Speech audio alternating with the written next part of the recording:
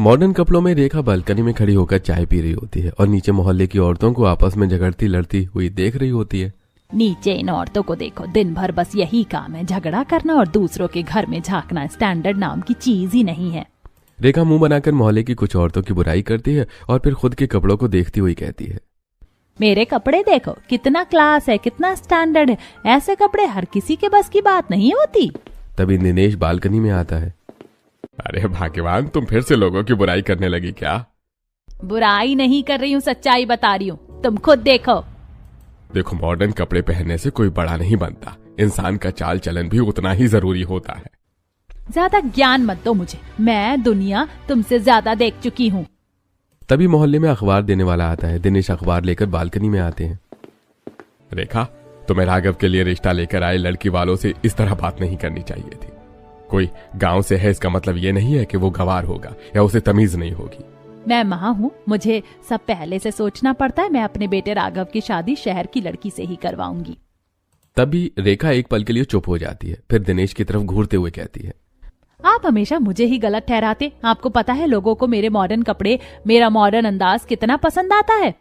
दिनेश रेखा की बात सुनकर हल्की मुस्कान देते हुए कहता है, अभी ये सब बातें छोड़ो, पहले चलो कुछ नाश्ता पानी करते हैं।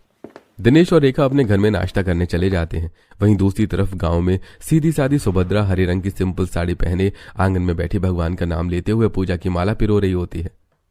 विक्रांत ने कहा है बहुत जल्द हमें शहर बुलाएगा। शहर जाते ही सबसे पहले उसके लिए कोई सुंदर और अच्छी लड़की ढूंढूंगी। माँ, तुम्हें लगता है भैया तुम्हारा इंतजार कर रहे होंगे कि तुम आओगी, उनके लिए लड़की पसंद करोगी, उसके बाद तुम उनकी शादी करवाओगी तो वो शादी करेंगे। हाँ तो नहीं माँ, आजकल नया जमाना है। मुझे तो लगता है भैया ने पहले ही अपने लिए लड़की पसंद कर ली होगी। अब उनके ऊपर है, घर वालों से बात करके परमिशन लेकर शादी करें या चुपचाप शादी करके भाभी को घर ले आए।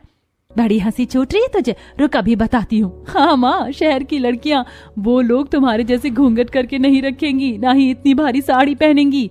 काहे की लड़की जो साड़ी ना पहन सके और सिर पर पल्ला ना रखे। अपने बेटे के लिए तो मैं ऐसे ही ढूंढूंगी जो बिल्कुल मेरी तरह होगी, अच्छी सुंदर साड़ी पहनने वाली, ना कि जीन्स टॉप पहनकर यहाँ वहाँ घूमने वाली। ऐसे कुछ दिन बीतते हैं और एक दिन मोहल्ले में किसी की शादी होती है और शादी के अगले दिन रेखा के घर में शादी की बात शुरू हो जाती है। मैंने कल राघव से बात की थी, वो शादी करने के लिए तैयार है। मैं आज से अपने बेटे के लिए अपनी जैसी ही एक से एक सुंदर लड़कियां ढूंढना शुरू कर दूंगी। लिविंग रूम में अपनी 3 पीस मॉडर्न ड्रेस पहने रेखा की बात सुनकर दिनेश कहता है, अरे भाग्यवान, इसीलिए कहता हूँ सिर्फ मॉडर्न कपड़े मत पहना करो, बादाम खाया करो। भूल गई, हमारे बेटे के लिए रिश्ता ढूंढने की जरूरत ही नहीं है। तुम्हारे ससुर ने तो पहले ही राघव की शादी तय कर दी है।